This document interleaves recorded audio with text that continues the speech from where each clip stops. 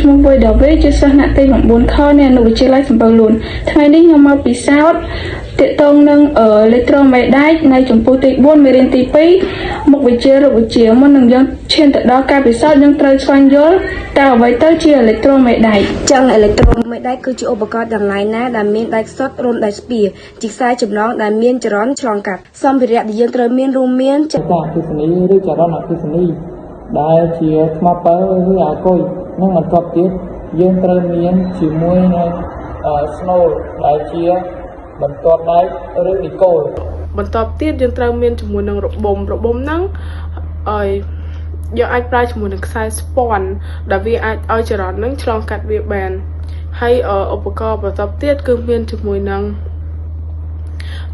កំទេចដែកដូចរូបដែលខ្ញុំដាក់នៅខាងលើនេះអញ្ចឹង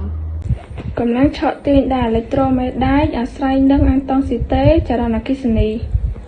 ចឹងទី1នេះខ្ញុំនឹងមកពិសោធន៍អំពីការឆក់ទាញនៃអេឡិចត្រូមេដែកដែលវាមានអាតង់ស៊ីតេឬមួយក៏តង់ស្យុងខុសគ្នាអញ្ចឹងដំបូងនេះគឺប្រភពតង់ស្យុងវាគឺធំសិនទៅវាអាចឆក់ទាញកំទេចដែកបានច្រើនជាងអញ្ចឹងឥឡូវនេះយើងនឹងទៅមើលពីការឆក់ទាញមួយទៀតដែលវាមានប្រភពតង់ស្យុងទាបជាងមិញ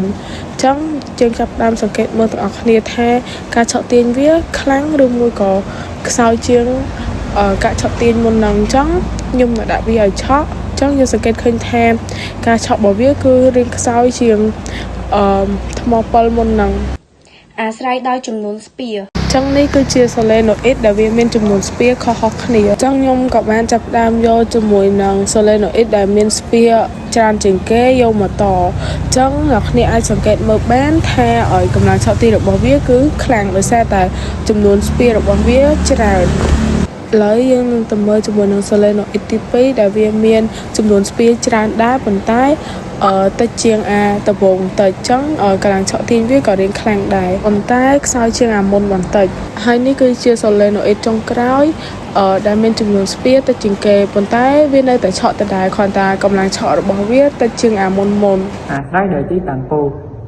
ចឹងទី3នេះខ្ញុំនឹងបង្ហាញអំពីកម្លាំងឆក់ទាញដែលអាស្រ័យដោយប៉ូលអញ្ចឹង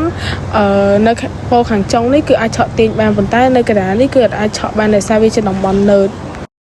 ចឹងឥឡូវនេះខ្ញុំមកបង្ហាញអំពីការពិសោធន៍របស់ខ្ញុំចឹងយើងអាចសង្កេតមើលបាននៅប៉ូលខាងចុងគឺវាអាចឆក់ទាញកំទេចដែកបាននៅទាំងសងខាងតែបើនៅផ្នែកកណ្ដាលដែលជាតំបន់នើតរបស់យើងគឺអាចឆក់ទាញកំទេចដែកបាននេះអ្នកគ្នាអាចសង្កេតមើលតាមការពិសោធន៍របស់ខ្ញុំបានគឺកន្លែងកណ្ដាលហ្នឹងគឺអាចឆក់ទាញកំទេចដែកបានហ្មង